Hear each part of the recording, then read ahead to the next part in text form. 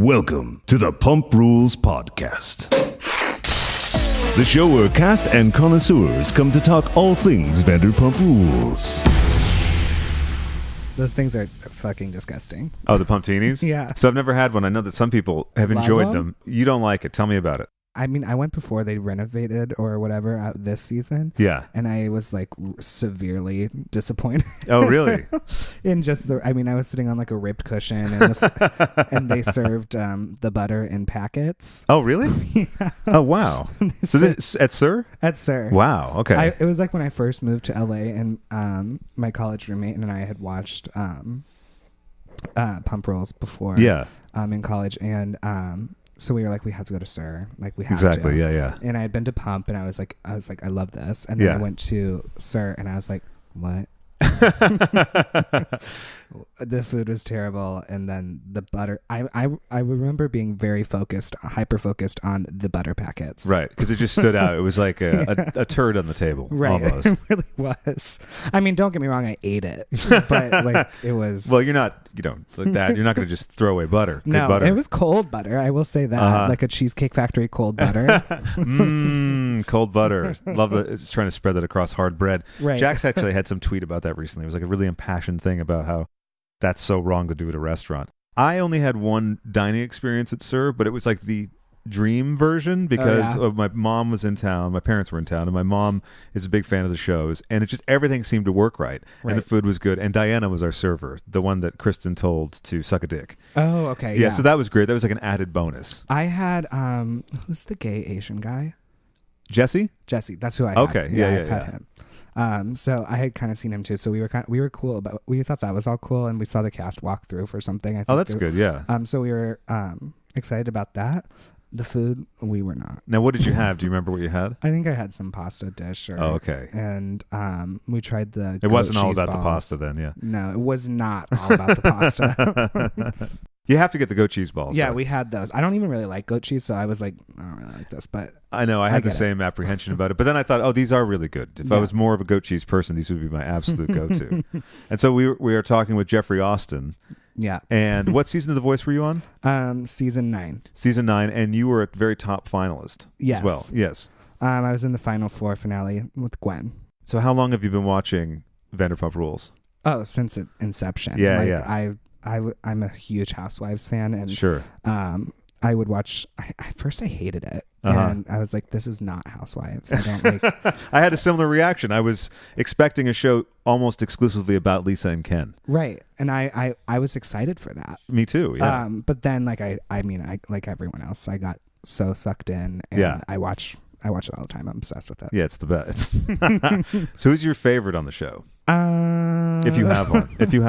I think Stassi. Mm-hmm. I think she's just been crazy from the get-go. And I'm like a fan of season 1 Stassi. I'm not like really. I'm more of a fan of that kind of Stassi, like unbridled crazy. Sure. More than like it's kind of reined in now. I mean, she's older, I think, so she probably doesn't want to look that crazy all the time. But when you see glimpses of it, like at a birthday party or something like that, and that just, I love that. So then I'm assuming Kristen is not too far away from your top. Oh my God, she is a close second. Yeah, she's pretty great. Yeah, when again, the glimpses. Yeah, and then like when the season that she and Tom broke up, right, is just the like peak TV for me. Absolutely. There's few other things as good as that. Yeah, she is a legend on this earth, walking around like an angel. Who's your least favorite? That is unquestionably Scheana. Yeah. Scheana Shea or whatever the hell her name is now. Yeah, that's right. Shishu, maybe? I don't As Lala know. likes to call her? She is just, and I mean this in the nicest way, like one of the most deplorable people I've seen on TV. It works for the show, but it's just like, I can't stand her. Well, it seems like Rob really likes her, though. Doesn't it seem that way? I think Rob's attractive and like seems like a normal person. So normal except for the fact that he has one major character flaw, that he's dating Scheana. Like that is the only thing. I'm only like, what? How does this all work? And then that, but then he made some comments about like how he was dating like the princess of Brunei, and I was like, oh. Right. You're not that great of a person. It was really strange the way he dropped that in. Very strange. Didn't he say something like, I'm talking like full on princess? Yeah, princess. And then he's like, her dad's like the Sultan. Yeah. I didn't even know they still had sultans. I didn't know that it was just an easy thing to drop that in there. Like, why don't you say the last girl I was dating? Right. I don't know. He's like a modern day Aladdin. Well, he is magical too because he can build entire cabins in 30 minutes or whatever the fuck he does. Oh, God. I mean, honestly, the list goes on about all the horrible things. I mean, the things that she said this season are just crazy. Yeah, she keeps topping herself. There's no seeming end to it either because now also she's really gunning for, I guess, everyone really. When the whole thing with Jeremy unfolds at the final dinner where they're all sitting together, doesn't Scheana go like, yeah, who's been personally victimized by Stassi Schroeder? It seems like anything is a convenient alley to... I mean, that's just a perfect example of why I don't like Scheana. People using Mean Girls quotes in 2018. Like, it's just, like, that's not funny anymore. Yeah. We've all heard that happened in 2004. Right. So stop doing it. And it's very on brand with her, though, this season where she's using stories and expressions that were old season. Things like the Redemption Tour. The Redemption Tour. I mean, she still calls Katie Tequila Katie all the time. Like, that's right. Yeah. She has to keep up with the show. Maybe she should watch it. Honestly, I mean, although if I was her, I wouldn't watch it because I'd be so humiliated about all the time, all the horrible things I say. And my favorite part now is seeing the reactions of people whenever she says anything Rob related. It's just like dead silence. And I don't know if that's editing or if it's just a general like silence in the room. I think it's just savvy camera work. I think they realize that she's dropping some whoppers here. Yeah. Try to get the other person. Make sure you get a camera on them. Yeah, that's. I mean, to be a producer on that show would be. Can you imagine seeing all the things that don't make it in? Oh my God. Yeah, I want to just sit there and watch them. Right.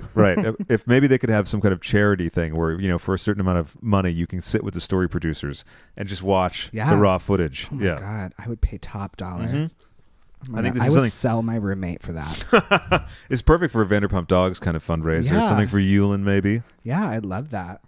Actually, one of my friends from high school works for Vanderpump Dogs. Oh, really? So weird thing, she invited me to one of their things, and I was like, I have to go. So hopefully they have that there. On World Dog Day, it seems to be every year right after some massive bender. Yeah. No one looks like they're having a good time. No, Everyone. I mean, who could? It's like in like a weird park with like a weird DJ and people with bad cars and like it's hot out. It's hot. Yeah. Like, it doesn't look very fun. No. These people are following people around with cameras, asking them to buy raffle tickets. Like, Hassle. Just a lot of hassle. I wouldn't want to go on it because these people would be like bombarding me with a camera and I'd be sweaty and gross and like hang out with a bunch of dogs and have to sign a release to like be on the show. No, I'm not going to go to that. Sweaty and gross reminds me of Jax's birthday party because the AC wasn't working well Sweaty upstairs. and gross reminds me of Jax sometimes. Oh yeah, that's fair. That's fair. He's shiny at times. Yeah. The Hooters birthday party was fun, except it was so hot. Yeah, you were there. I was there, and I was really excited when they broke out the rompers because I had just been in New Orleans for the Pride Parade, and Jake Shears was the, what do they call it? The Marshal. The Pride Parade. The Grand Marshal. So Mr. Turk had provided a bunch of us with rompers. So there was like 15 of us that had rompers walking along in the parade. And I'd never been to a parade in New Orleans. So then I was just in one, which was really surreal because I was like, oh my God, wait, we're in this. That's why I was so excited about the rompers. Normally that doesn't get that kind of excitement from me. But I want one. I'm going to wear one to Coachella. Yeah, they're really actually comfortable and convenient. You don't realize there's pockets everywhere. They are. Yeah. I need Mr. Turk or whatever to provide me some. It's not a bad thing when Mr. He's Turk. probably listening. Yeah, Mr. Turk, please, if you get in touch, right? Furnish us with some. Jeffrey, he has a timetable to think of because Coachella's coming up. Right, I know. We got to get this order going. We do. We were talking about Coachella earlier because thinking back to Sandoval's extensions. Oh my gosh. Which were brought to us by Tom for Coachella, and then he just kept them going. Those extensions, I was telling you, I was at Shorty's barbershop, which, and I, it was like, I don't know when that was. What season was that? Was that last season? It was last season, right? It was last season, so it must have been like the last year and a half. Sometime around there, yeah. But I remember going there, and I had seen Jax there before, and texted all my friends about it, and and then I went again, and I saw Tom and he was like asking them intently about what he can do with his hair since he has these extensions, and they were all like trying to be nice, and then they just like gave him a fade on the sides and like sent him on his merry way, and then afterwards they were all like, what they need to do is shave his head and take these extensions out. They're grown out. They're ratty. Like they were like going in on these extensions, and it was one of my favorite moments. Yeah, I could imagine. I would enjoy that myself. What's your favorite Sandoval hair look? I mean, if you have to make me pick. I do. This is the rules. You know what? I'm going to go. I mean, I think for what a good look, I think I like his hair right this season. I like it now. If I was to choose like one that I would like as my hairstyle, I'd like that. But if I'm going to go with like crazy, like sure, disgusting, I would go with the extensions. You can't top the extensions. No, I can't. Yeah. You picked your favorites in the women, favorite guys in the group. Oh God, I mean that really is hard. I think it's gonna be Tom Schwartz because he's just like the least horrible. It's a good selling point from Tom Schwartz. He's the least horrible. Yeah, I mean, no, I mean I think that they all seem to be fun people, but and then you find out what they do to women. Which really is kind of the overriding theme of this episode and the season. Right. To a degree. If I'm going to pick the person that is like the least horrible to women, I mean, that's a really... probably Tom Sandoval or Tom Schwartz. Yeah. Well, yeah, because Sandoval, even though he's kind of acting on the behalf of, I wouldn't say his brother-in-law yet because they're not married, but he's upset about the way that they're talking about Jeremy and everything, but it's just not a good look to come and tell women that their feelings about a guy's creepiness are not valid. Yeah, and they've got B-roll. They've got it, like they've got the footage of him being creepy and like these girls being uncomfortable, and it's like the thing that I was a little annoyed with it. I mean, I think that Ariana and Tom heightened the situation more. Yeah. And Billy probably heightened the situation more than it was because they were probably, I mean, when they first had that conversation, it was probably like the joke of like, do it in public was an obvious joke. And then I think they were just calling him a little creepy and pervy. It's not like they were calling him a predator. And then Katie said something at that dinner. Basically, Ariana's telling them that she's really pissed at them. Yeah. I think Katie's just not having it. Yeah. And she's like, he was being predatory. Right. She just doesn't have time for this anymore, and she's just going to lay it out there. And then Ariana refuses. Yeah. I mean, I thought it was, I mean, I could understand being fed up with like someone saying like, no, he didn't do that when like these girls, when it happened to these girls. Right. These, I mean, isn't that the thing that we're learning? Like, I mean, should know already, but basically when a lady says a guy was being creepy or a guy was this or that, just listen to them. Don't That's say, right. I mean, because there's so many different ways. Like there are girls that say that, and maybe it's not true, but just listen and wait before you say anything too declarative, I guess, because you find out. I mean, you see on the footage that he's. I mean, it's true. So I and also, by the way, you know, even if he was being a true gentleman, if ladies are saying they feel uncomfortable about something, they're uncomfortable. Right. There's just no way around that. Yeah. And it's not like, I mean, I don't know. The girl said, I wasn't there, so I don't know. But these girls said no. It didn't seem like he was like really pushing them. But, you know, it is what it is. I think Katie was definitely fed up with them. With just saying outright no, that this didn't happen when it's so clear that it did. But then also Katie didn't see it because she's like... Well, that's the thing. You know what I mean? That's the tricky part, too. Like I was saying, I was at the wedding, but it's not like I was watching over or like there was murmurs going through the crowd or anything like that. But it's the kind of thing where you have to either be a participant of it, a very close witness or something. So you really have to just go on what others say. Yeah. I mean, he probably shouldn't have done it, but like it's not like Stassi or...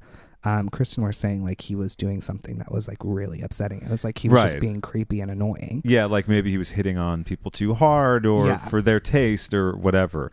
So it did get maybe a little escalated. I think it definitely got escalated, and I don't think that Tom and Ariana helped that because they made it seem like it's a bigger issue than it was. Yeah. If you had just said my brother was a creep and it should be like, oh, gross, sorry.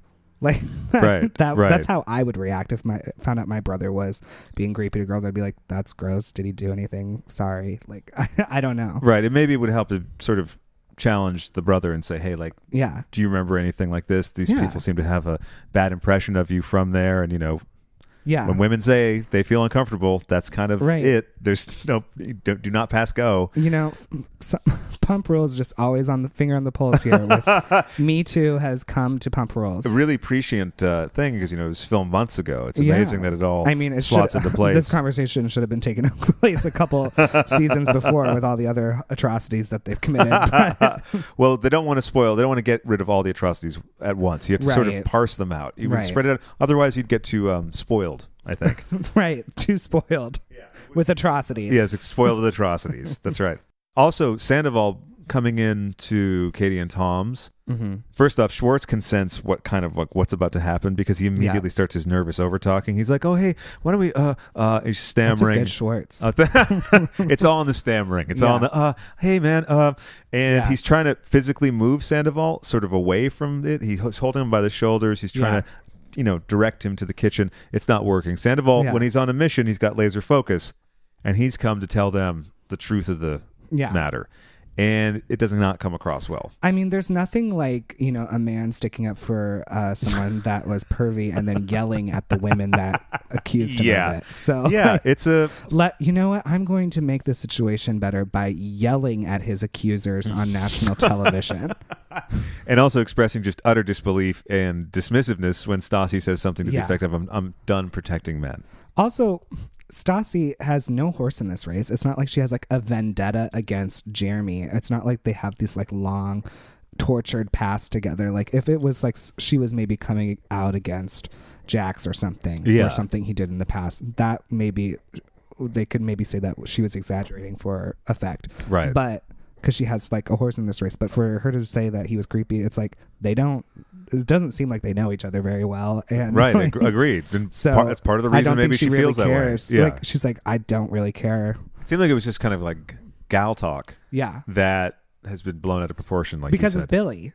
Yeah. So tell me your feelings on Billy. You mentioned some of them earlier. Well, okay. I will say, I love having a trans moment on, a TV show like this and having it a part of that conversation. I think that's nice.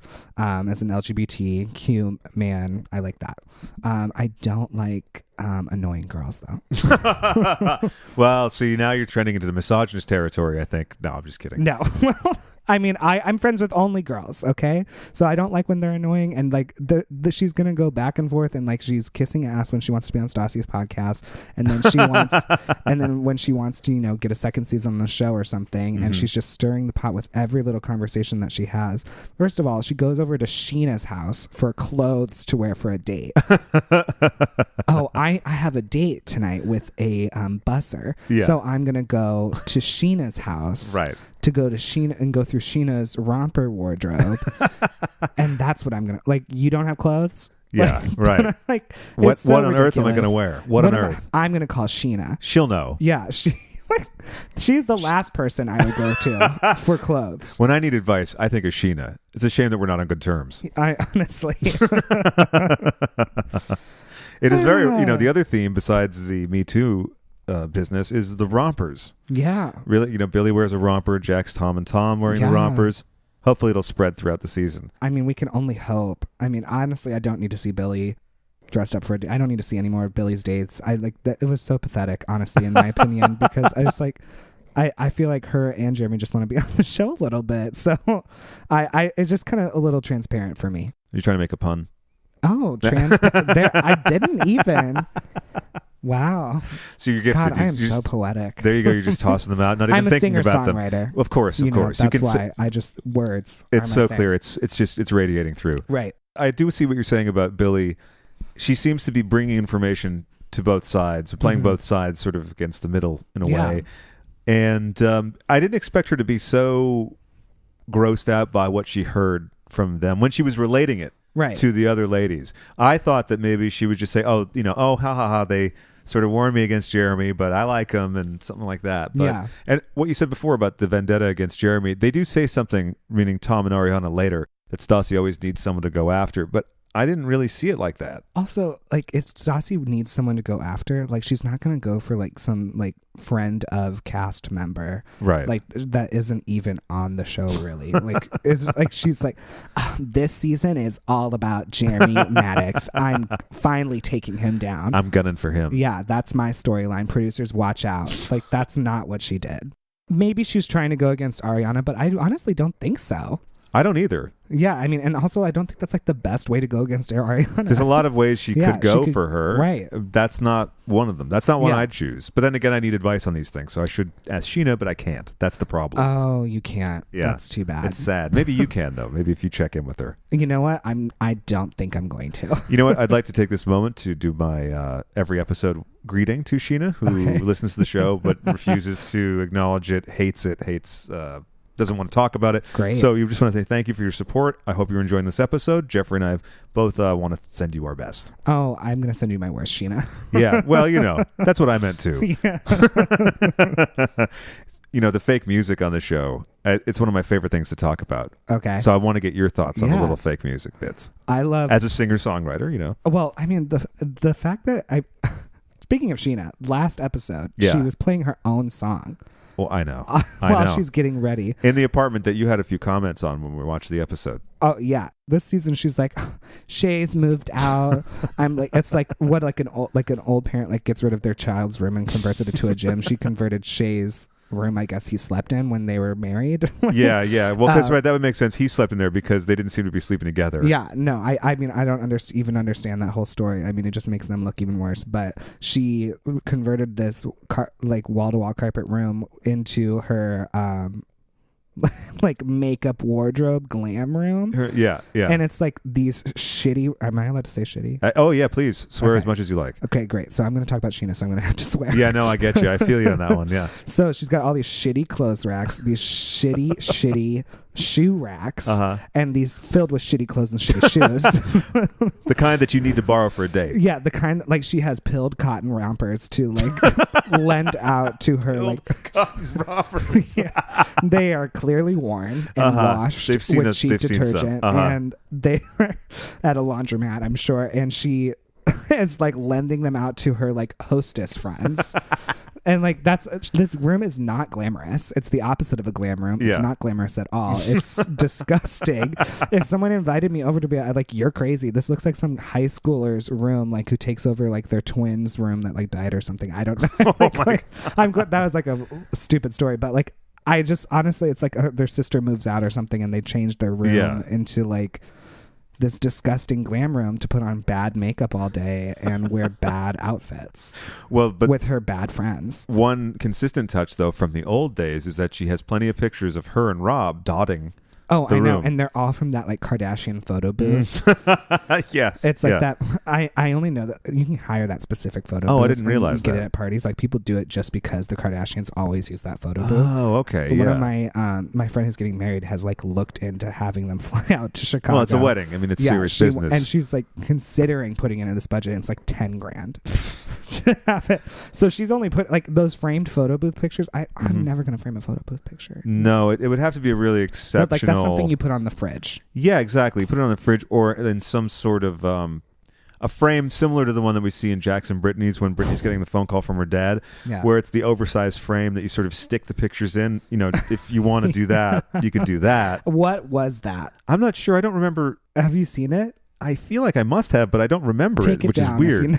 I promise I will. I promise I will. Redecorate for me because that was bad. I'll just stick it in their back hall closet. Yeah. That is the worst. My roommate is the worst with photos, and she does that kind of crap all the time. Like into oversized frames. She'll buy the shittiest frame, the shittiest, and I'm like a little bit nitpicky about it, and so I make her keep it in her room when she does something bad. And so she has. How do you say it, by the way? When is it like? Are you just like that's staying in your room, or do you say?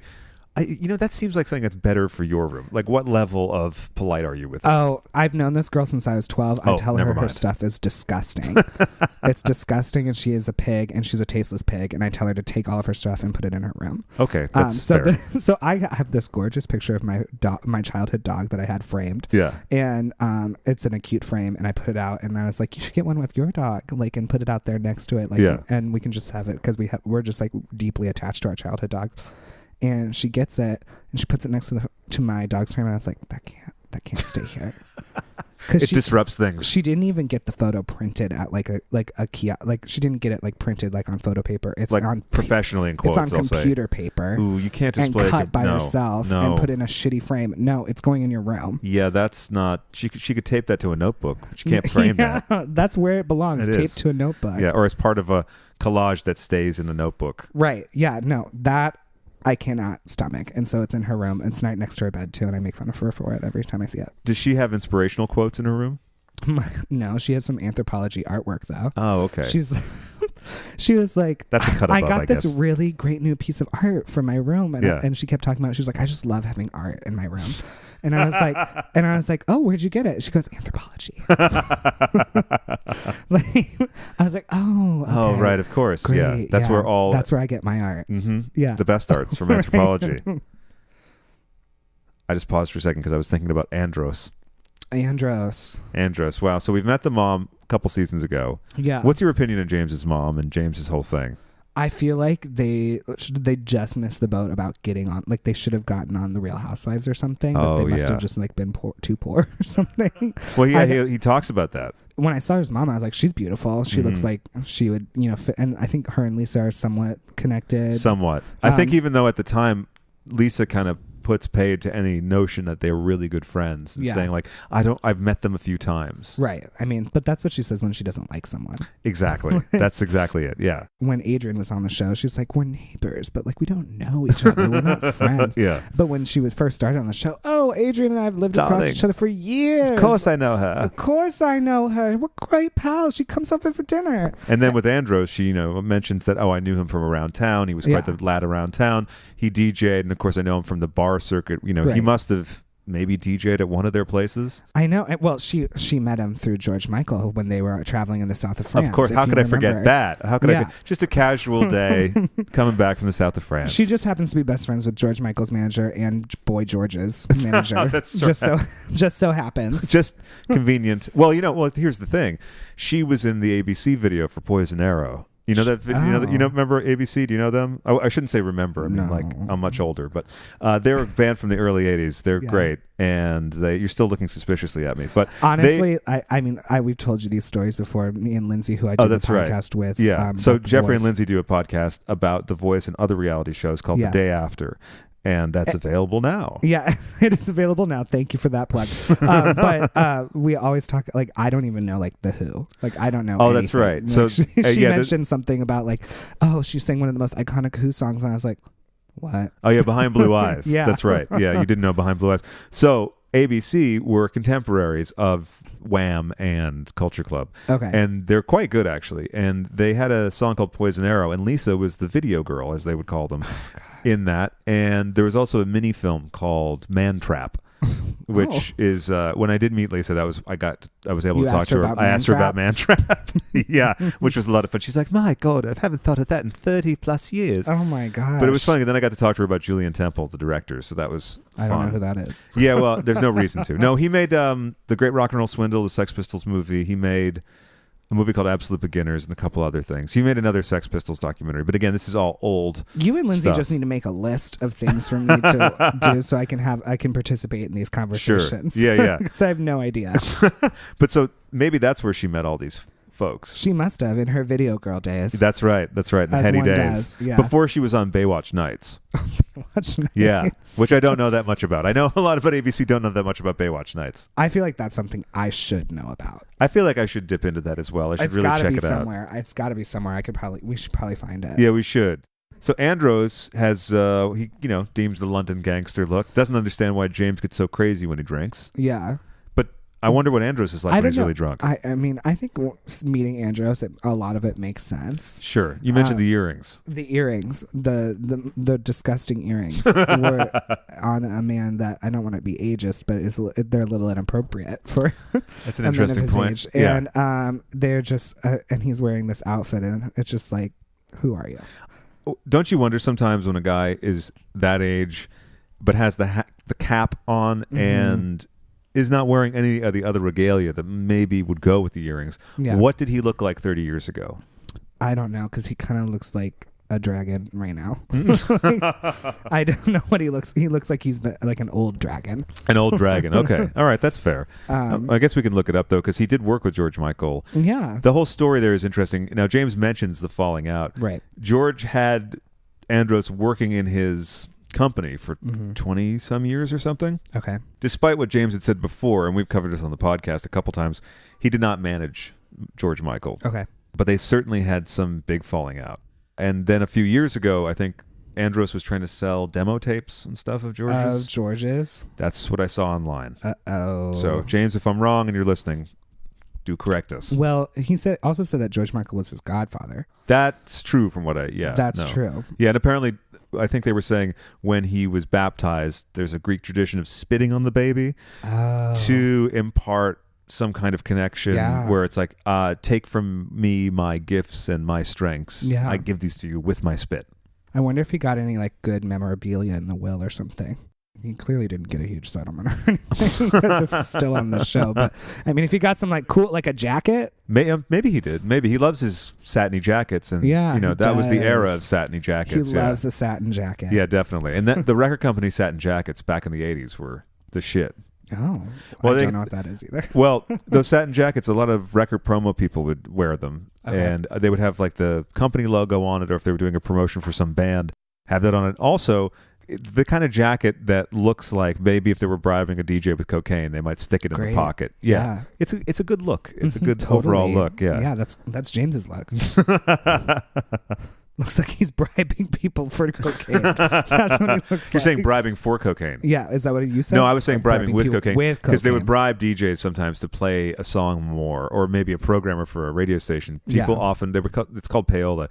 They would bribe people with money and or coke. And one of the things that was a common practice was that drugs would be in the sleeve of a record. So James kind of looks like the kind of person that would bribe people with cocaine to be a DJ. I see. Gotcha. The reverse. Yeah. Have you had any inclination to go to see you next Tuesday? I have not. Yeah. But I mean, it's because you live so far away. So Jeffrey also far lives away. in West Hollywood. Yeah, it's so far away and out of the way that I just don't know if I can make it. Yeah, I know what you mean with the traffic and everything. Yeah, it's really LA has really bad traffic. So you thought they were kidding, but then you moved here, and now you know the traffic. It's just crazy. Yeah, I don't know if I'm going to be there, but I mean, maybe I'll stumble in there at some point. But you do like Pump. I do like Pump. I did see the last times I went there, I saw James yelling at someone outside of Pump. That's always the best. It's one of my quintessential spottings of anyone from that group. Did you know who the other person was that he was yelling at? No, he was like, I think it was like a bouncer. Oh, okay. Well, that's even better. I love a story like that. Yeah, I think he must have been like told to go home. Yeah, and he was not. I mean, it was like end of the night. Everyone should have been going home. Yeah. We were all like waiting for Ubers, and so I was walking past him. I was coming from the chapel. I was like, I got to get out of here. I got to go around the corner. Yeah. to get an Uber. Yeah. And then I saw them, and he was the chapel, of course, being the Abbey. For those not familiar with the area, did you like the Abbey? I like. Yeah, I mean, yeah. Yeah. I think it's like the quintessential gay bar. Sure. I'm more of a bartend guy in my opinion, but if I need to, if I'm going, I usually go to like the Abbey or Chapel if I have people from out of town coming. Well, it's the perfect thing to do. It's just like taking them to Pump or whatever. It's the quintessential LA thing. Yeah, we do an overpriced drink at Pump, and then we go and then we go dance at Chapel. I have to say, I have heard though that the drinks at Pump are very, very strong. Seemingly way more than Sir. I've only been to Sir once. And you had a garbage drink, yeah. And I had a garbage drink and I had garbage food, so I don't know if I'll be going back. But Pump, I will go back. I go back all the time. And I had really good food there as well. Yeah, they had this like weird shrimp thing it looked really weird on the plate, but it was so good. Every once in a while, sometimes the presentation of something is a little suspect. Yeah, it looked like shrimp barf, but it tasted way better. It tasted really good. Yeah, what an appetizing sight that must have been. Yeah, it was like little rock shrimp. Oh, wait. Oh, I've had that. Yeah, it's really like good. Shrimp barf. Yeah, it's really tasty though. But it's so you end up good. ordering another plate of it because the whole table wants some. Yeah, it's really an appetizer. good. It's great. It's the best. Yeah.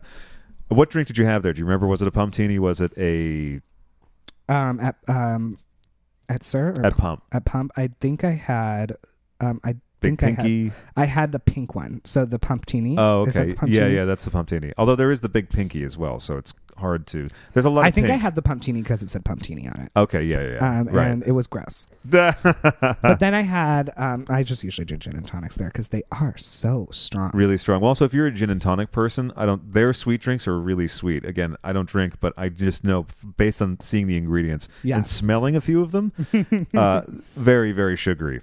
Yeah. We were talking about James yelling at people, and for some reason, it reminds me at the beginning of the episode with Andros, Raquel seems to be his babysitter. Like, babe, no, you're not supposed to drink tonight. His babysitter. Yes, that's perfect. That's his babysitter. And what did you think of the whole ordeal in Big Bear when he was clearly lusting after Lala and being kind of inappropriate with her? Yeah. Not just because his girl was there, but also he was very touchy. Completely inappropriate. Yeah. I would be mortified to be Raquel this season. I mean, there was the whole gay panic thing, which I didn't love that was a storyline. Like they were trying to like out that he was gay as an insult or something. I don't love that when I see it on a storyline on any of these shows, but there's that. And I got a question for you about that actually. So a friend of mine and I have had an argument actually about this very thing. My take on the whole thing was that it's the show just showing that James is not being honest about that part of his life, and that the show itself isn't sort of constructing anything. Yeah. Now, how do you feel about that? I think that, the way it was brought about, like if it was like, I think it was like kind of like Kristen and who brought it up? It was Jax brought it up because someone was saying it around town. No. Well, he brought it up because they go back to the B-roll. It was Brittany or something? Well, no. What happened is Brittany's sister was in a car with Logan, and Logan broke down and said, "Oh, I've been sleeping with James, and he's been ignoring me." And so that's brought to the table. But before that, we see them at Pride, and they're a little too close to I for sure think they fucked. Yeah. And to me, I feel that the show just sort of presents behavior. Do you know what I mean? And that I know someone had said to me, "Oh, like the show's trying to put across this homophobic thing," and I didn't feel that way. I felt that they're showing James being actively homophobic. Yeah. And I just was curious what you thought about that. I don't think James is being homophobic in his response to Logan. I don't think it was that, in my opinion. I think that he was like probably a little embarrassed because that's not something he wanted to publicly discuss. But then also Logan is like kind of in a cast. Is he cast member? Isn't he in like the opening? I think so, but like who isn't? I know, but don't they all get some kind of check if they're in that? Maybe. I think actually, I think if you're involved, there's some kind of participation agreement. Yeah. Like for instance, if you're just at a party, you just sign like, "I'm here, and if you use my image, I have no right to it," whatever, because you're just there. You're like the wall.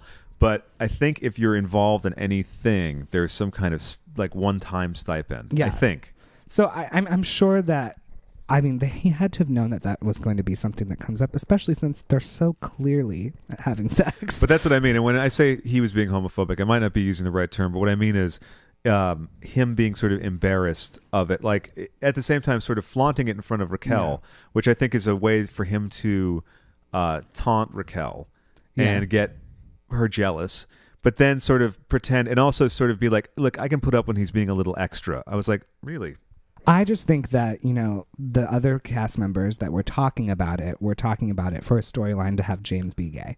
And I think that to maybe embarrass him a little bit. And I think that, when they've done that, and then they've done others, on other franchises of like the Housewives, they will have those storylines where like, "I heard so-and-so is gay," and they use it as an insult. That is like not great. Gotcha. And I don't know why Bravo keeps showing that kind of stuff, in my opinion. Yeah. And I always get because it's like alienating such a core audience of that, the whole network. So I get a little annoyed when that kind of stuff comes up. I do think that I don't think James was homophobic. I do think that like maybe Kristen took some pleasure in saying some comments about it. I think Jax probably took some pleasure in saying some comments about it. So that kind of thing. Also because those are two people who've been busted for cheating. Yeah. Because to me, I think that they were more like, "Oh, he's, playing outside the lines in terms of his relationship." Right. So, I don't love that, but back to what we were really talking about is that how embarrassing I would be if I was Raquel. One, because she just seems to be brain dead.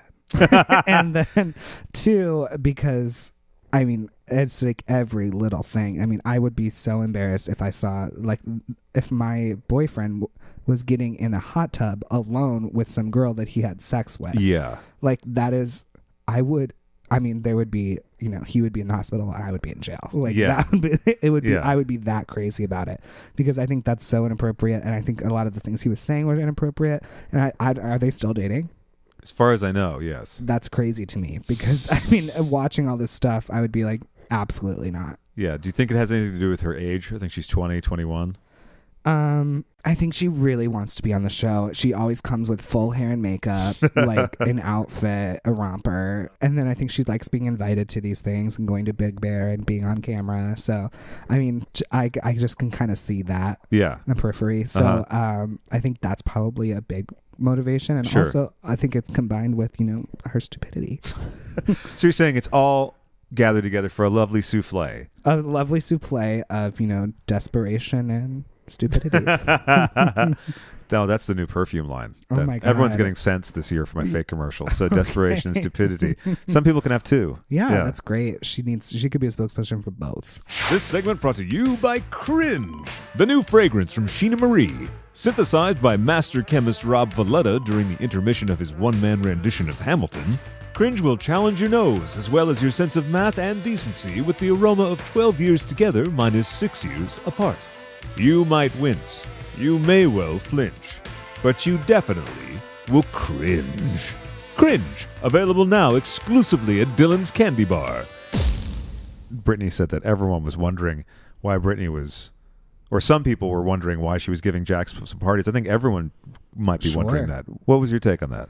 I think, I kind of understand it. Like, it's just like, if we're going to like move on from this, then let's just move on and commit to it and not it and not just constantly, I'm not gonna throw you a birthday party like I usually would because you did this, and just constantly bring it up. Have fun with your whores on your birthday because I'm not going to be there. I probably wouldn't have stayed with him, but if you're gonna stay with him and you're gonna do it, you just kind of move on. That's true. I think that's the more the thing. I mean, you could keep harping on it and keeping depressed as much as you want, or you could move on and commit to what you said and just keep doing it. And I think that's more where she's coming from. I agree. Yeah. And I didn't realize that she hadn't told her dad, or that her dad didn't know about the whole cheating thing until we see that phone call, which is bananas. That is nuts. And he's just like sitting there on his drum kit, electric drum kit, and like freaking out. It's a nice moment, but I would be scared to tell my dad if I were her. Oh my God. I mean, yeah. Like, she's like, I would be scared to tell my dad anything about like that. Sure. Anything about her life, I would be a little bit scared to tell her because she just probably lives a life that she's not always approving of. I did think it was kind of rich for Jax to try to turn it around on her.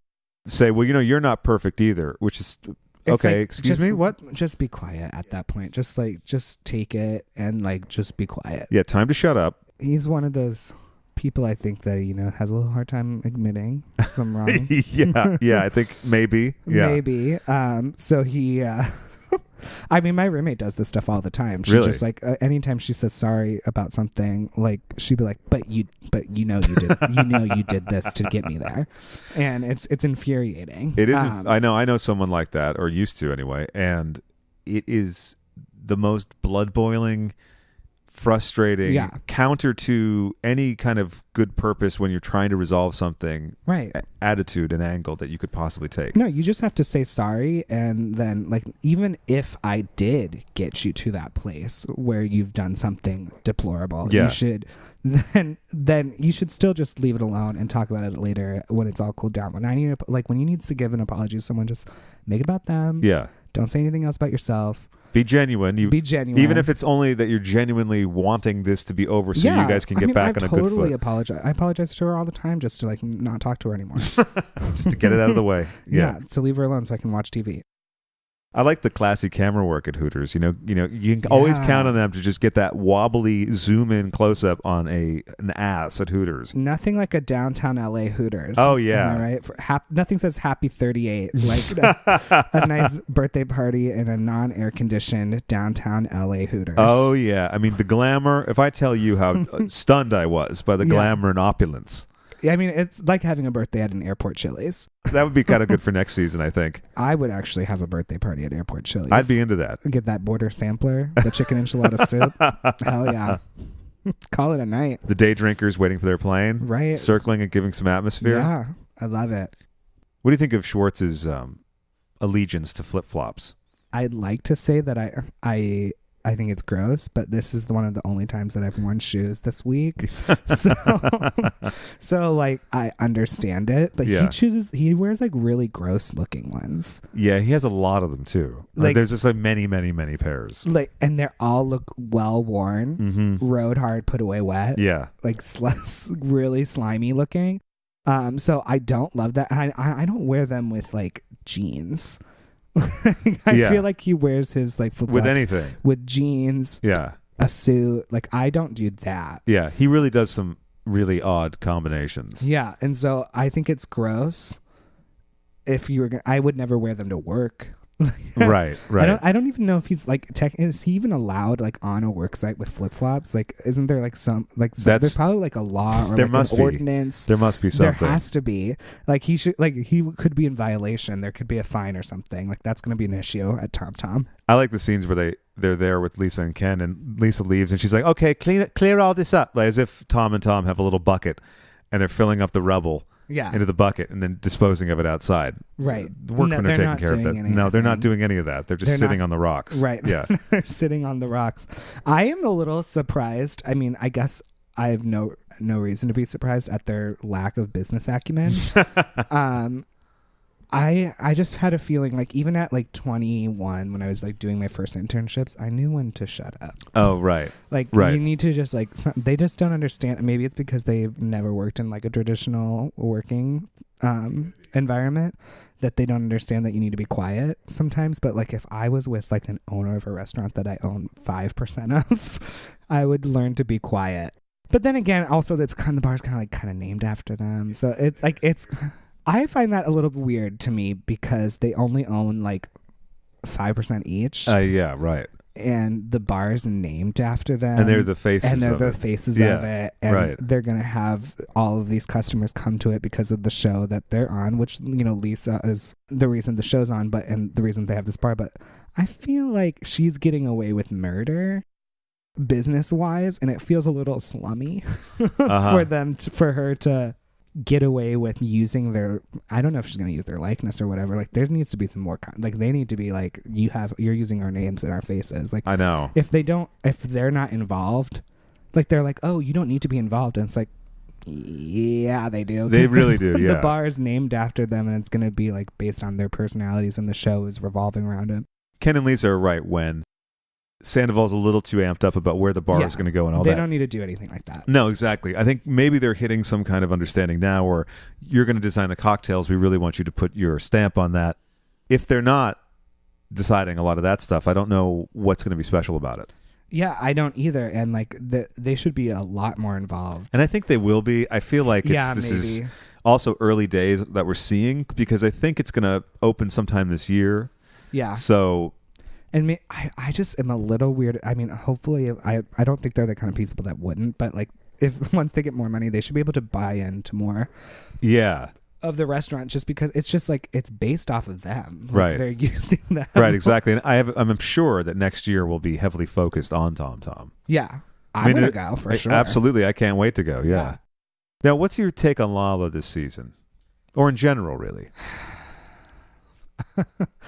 I really liked when she first started, but now her whole voice of reason act is a little much. And like she says certain things, like last episode when she's like, when she accidentally said, "I'm going to spread my legs and become the woman." Yeah. It's like, you did that on purpose.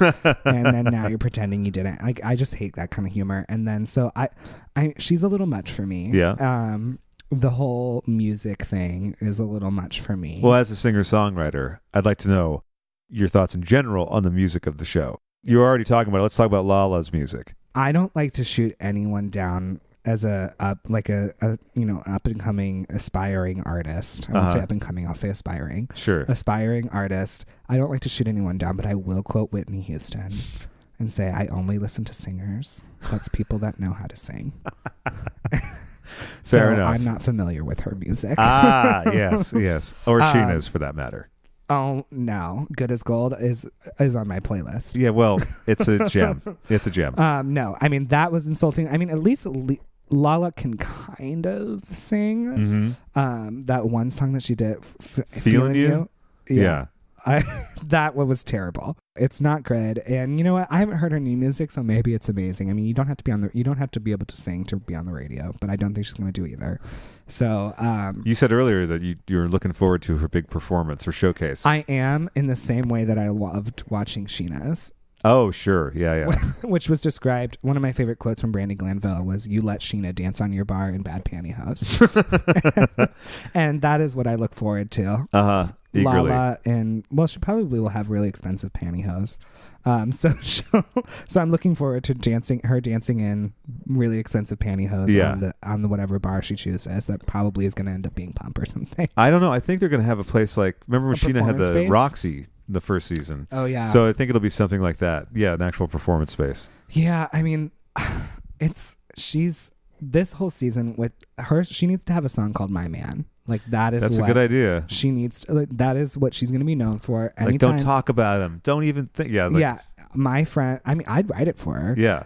All of my friends, when we talk about this show and anyone brings up Lala, they automatically just text, even if it doesn't even make sense in the conversation, "My Man." So like that is her brand. Yeah. She already has it working for her. Yeah. She needs to write a hit song. Yeah. Straight to iTunes. Yeah.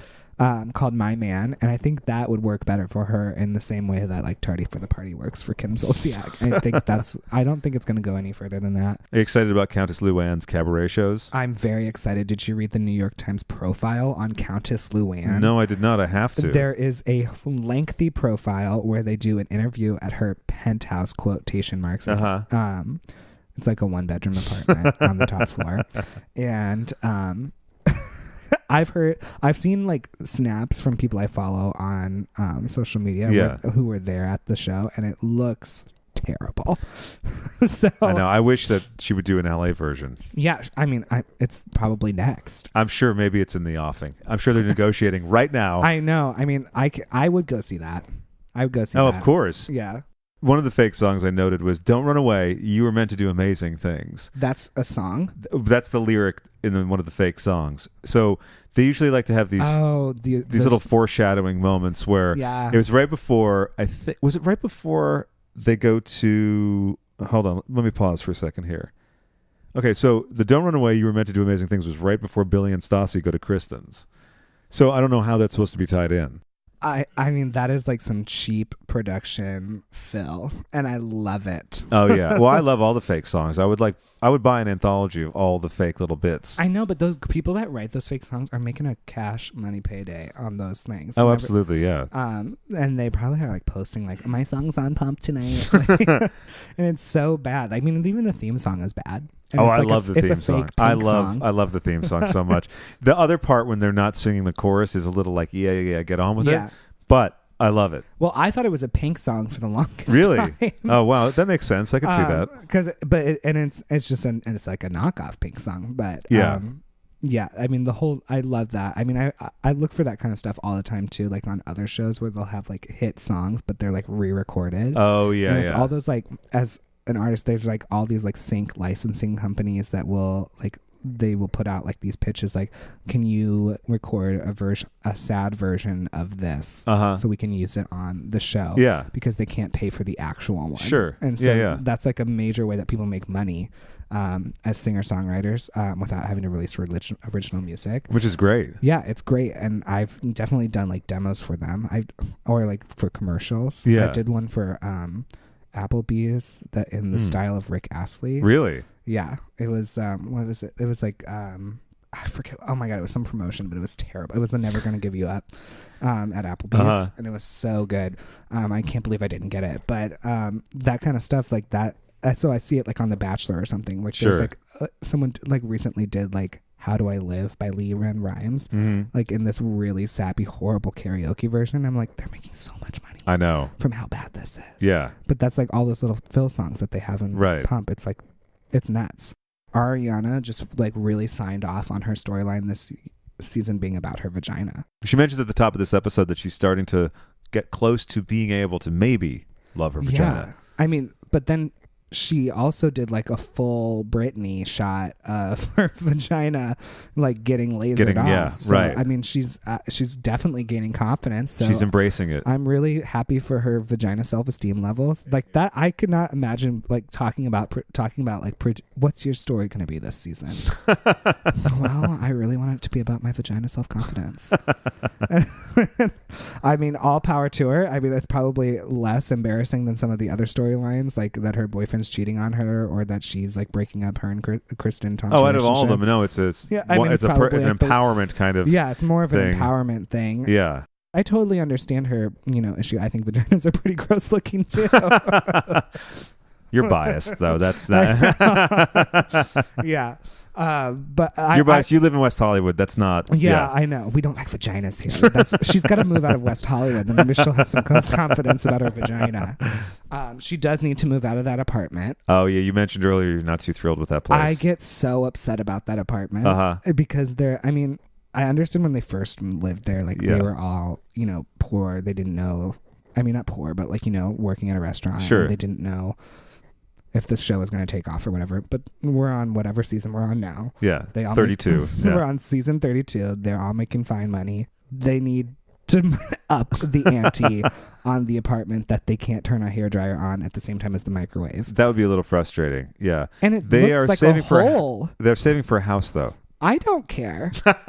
Like there are other apartments that you can like rent. For cheap and still save money for an apartment. Like, what is their rent? Like $300? Like I know. I think it's $330.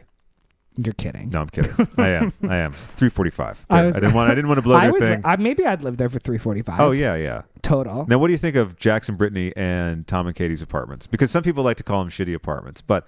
Well, you live in one. Well, I know. I like my apartment. I would live in these. I mean, I love these apartments for like what I would live in too. I don't. But like. Maybe, I don't know. I think because it's funny because some people, I have to say the hallways do not look great on camera. They don't. They just don't. They're not very pretty. That I have to say that. But once you're inside the actual apartment, building hallways don't look amazing. I agree with you. I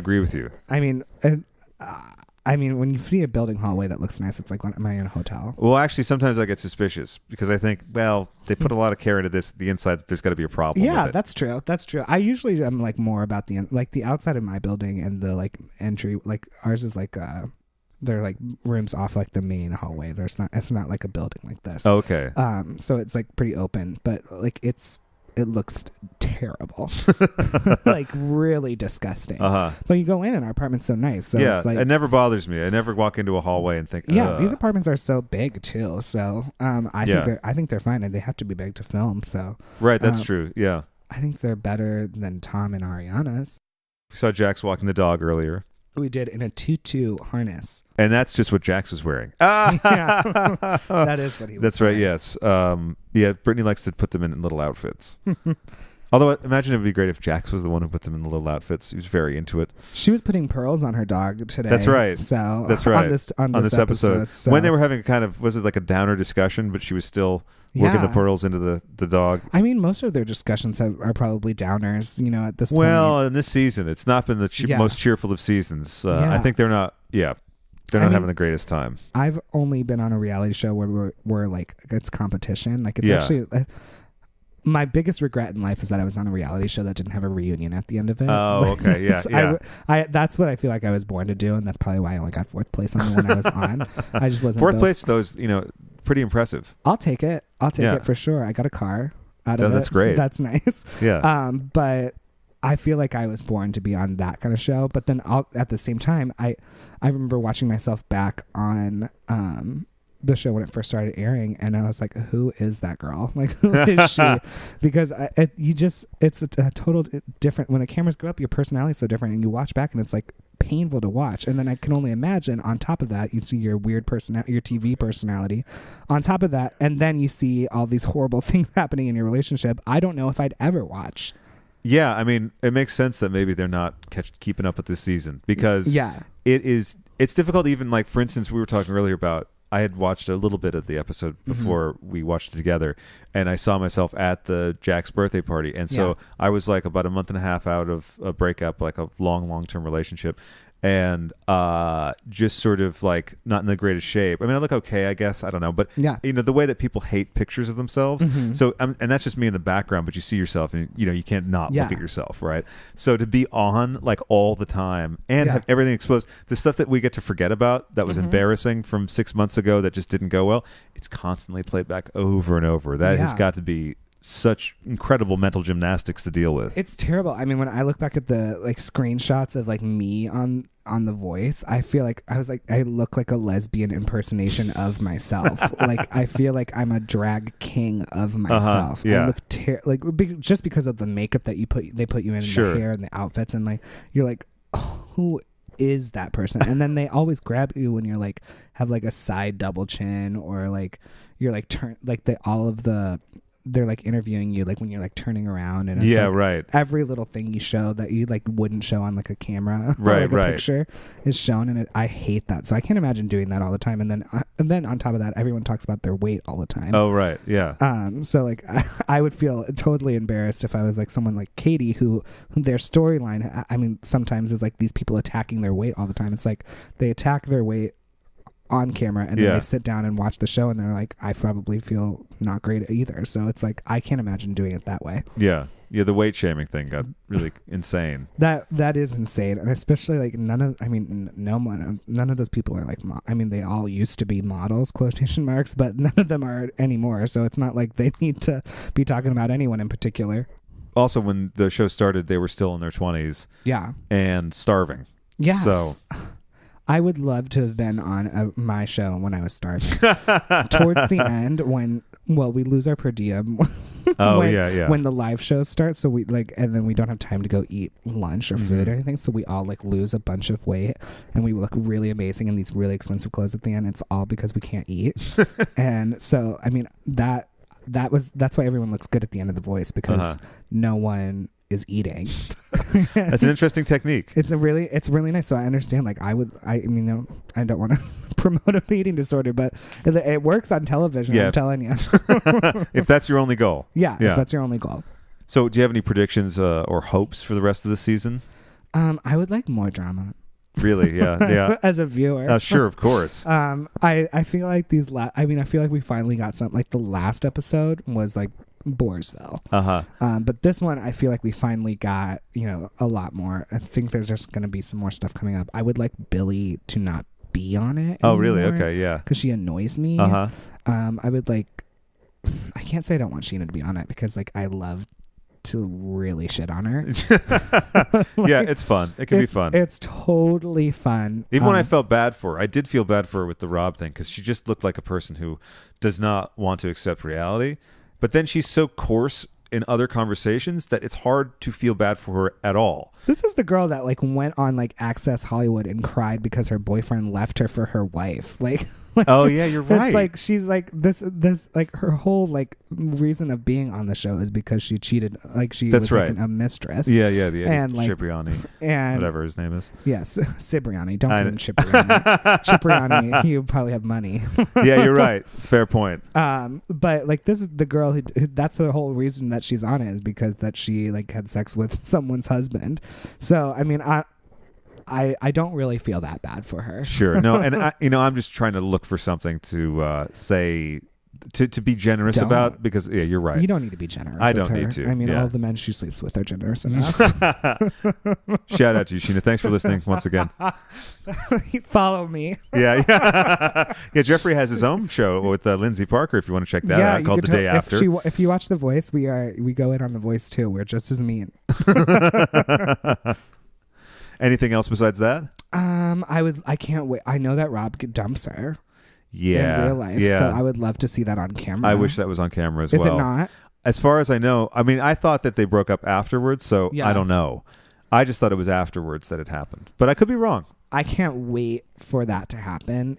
And then even if it's next season when they're like, when she's like recuperating and like redesigning another room. Oh, right. Yeah. I can't wait to see her breakup outfits. Moved into the bathroom. Her breakup tattoos, her breakup plastic surgery. I can't wait for that. Yeah. What else do I want to happen? I really do want to see Lala's showcase. What else am I excited for? I want more Kristen. I feel I do like she's too. not on this season. There's been not enough Kristen, It's for been sure. not enough Kristen, and she comes out with these. I mean, the whole fight this episode was a one side comment that she barely was invested in.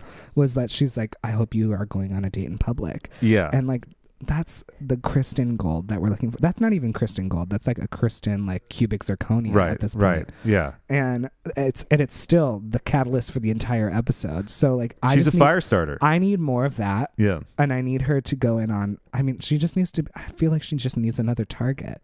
Because when they went over to Kristen's, it was for cooking or something like that. It was for the non-story. There was just something not happening. Like there. that scene probably wouldn't have been shown. Yeah. If that didn't happen. If Kristen right. hadn't said that Jeremy was a perv or whatever. So like, I mean, that I love that. I live for that, and I need more. I need more Kristen and Stassi. I mean, Stassi's on it all the time with her quote unquote party planning. Mm-hmm, yeah. And her podcasting, and so I love that. Yeah. I just want more Stassi and Kristen. I really do want more, like, of the three, like Stassi, Kristen, Katie. I want more of that. I want less of Lala and Billy. Well, it's kind of hard to fight for room with all the bad male behavior happening. I know, and I really do want less of Brittany and Jax, maybe just to give them a break because but the story is getting a little grating. I mean, every episode it's like, I can't believe I mean, I cannot wait. I mean, what's going to happen at the reunion when they re-show the scene of Scheana trying to like purposely set up his girlfriend? Right. I was wondering about that. Yeah. With another guy Adam. who works at the bar. Yeah. Or quote unquote works at the bar. And so like, I just don't understand how that is another thing that's so transparent. It's like Sheena's just like clearly upset that Jax said that Rob doesn't love her because who could love Scheana? And and I was like, Sheena, you're so surprised that someone's not in love with you. Like, this is probably not the first time you've heard this. And also the fact that she still can't understand that if Rob speaks freely to the guys, he might say something different than what he tells her. And also, we didn't see him behaving really lovingly towards her at any point this season. Yeah, no, he seems a little like creeped out by her, but then again, he also likes like that she's cleaning his house and like that whole thing. Let's talk about that for a second. How annoying was that? And that the big boy, the binder, thing? The binder. Like, who the fuck cares? Also, she's talking about, I love a man that has like a lake house and like this vacation house that he Airbnbs every single day. Like, that's not the same thing, Scheana. Like, if you're having an apartment, if you have a house that you're renting out every single day of the year besides this weekend that you chose to come, like, that's not the same thing as having a vacation home. Right. So it's closer to timeshare. Yeah, it's like, it's one step above a Marriott timeshare. But he with not as nice accommodations. Benefits, yeah. And he wasn't shy about talking about how much he plunked down for that baby either. Yeah, I mean, and he's probably paying it off with his Airbnb fees because, I mean, who has a binder of things that they need to do? As like your guests, like, you should hire a cleaning lady to do it if you've got that money. Well, get a cleaning lady to clean your 3-bedroom house. Scheana loves to make everyone suffer at any gathering that she puts together. Look at the wedding. Everyone had to clean up after that. They had to clean at their own wedding. Oh, at Sheena's wedding. Yeah. Scheana didn't hire a cleaner, and so everyone had to pitch in and clean afterwards. Oh, see, that's when I would have laughed. Go rewatch that, and your jaw will hit the floor. They cleaned? Oh, yeah. They had to clean the whole area. The cast members of this show cleaned. Yes, exactly. They cleaned up the whole area where the wedding was because Scheana did not hire a cleaner. I would have said, you know what, I'm gonna go. I'm so sorry. Yeah, but there you go. They're nice folks. Yeah. I mean, they must be nice folks to clean up at a wedding that they probably didn't even want to go to in the first place. I think you're right in all that assertions. Is so nuts. I love that. I can't. That's like It's amazing, right? You're a little stunned by that. I am a little stunned by that, and I don't know why, because we just watched her go through a binder with laminated pages, checklisting all the stuff that they need to do, and all of these people are complying. I would be like, you invited me here to clean your house, trapped in a house with Scheana and James Kennedy and Lala.